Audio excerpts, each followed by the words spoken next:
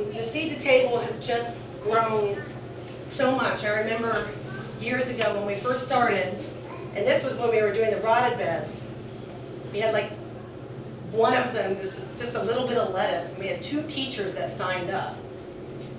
And now every single classroom signs up.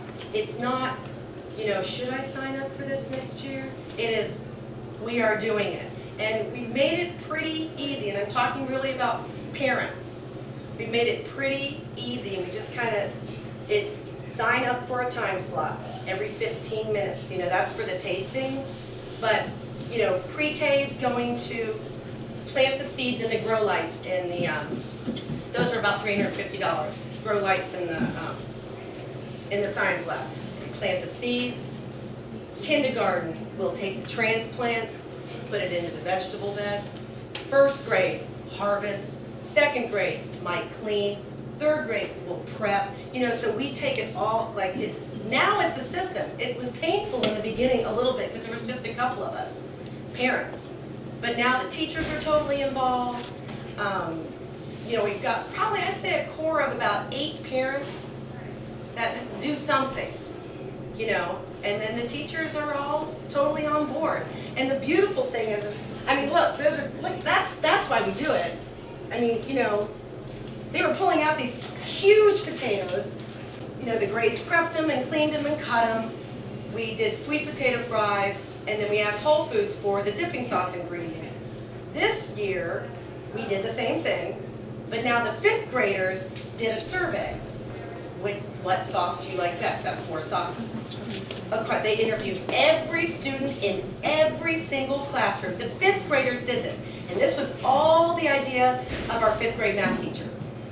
And this was like, ding, this is exactly what we wanted, because now they took the whole day off. They were running around this class, and they had tally sheets, and then they came back in our newsletter and said the top dipping sauce was this, and just really integrated it into math, and just really awesome kind of stuff like that. So the things that we're working on right now is creating educational signage. So it's all great to have these beautiful gardens, but it doesn't really mean anything if they don't know what it's all for, and even for the community. So we'll have a couple of nice, substantial rain garden signs, as well as we're going to do, working with master gardeners, some volunteers, some teachers, seasonal walking tours through the native gardens. So again, you kind of have to hand it to teachers right now, and that's what we found, that if we make it a little bit easier on them to start, it helps. I could say, hi, kindergarten teacher, here is your spring walking tour. So if you have 20 minutes, this is what you can do. Take a walk. And it just look for the native plant, look for the inkberry. Can you find, the prairie grass or whatever it is. So that's what we really want to do, educational signage and seasonal tours. Now recycling, 6th grade's taking that over. We're helping the 7th graders build a worm bin for composting, but the 7th grade teacher, science teacher, her program. And she actually called us for support, but this is her curriculum. So believe me, it wasn't like this in the beginning, but it does just build it, and it just kind of,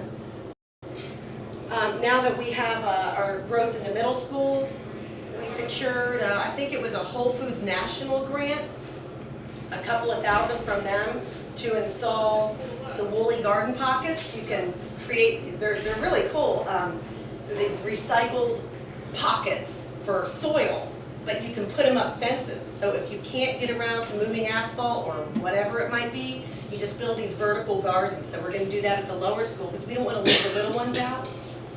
Our big dream, we want to build the kids. It's always the kids. I say we, but whenever we're building anything or planning anything, the kids are doing it, helping. An eco garden shed, like an alternative garden shed, solar, and maybe even straw bale. We're always kind of dreaming, It's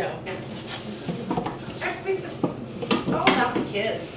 There's no doubt that the kids don't love this. They eat it up.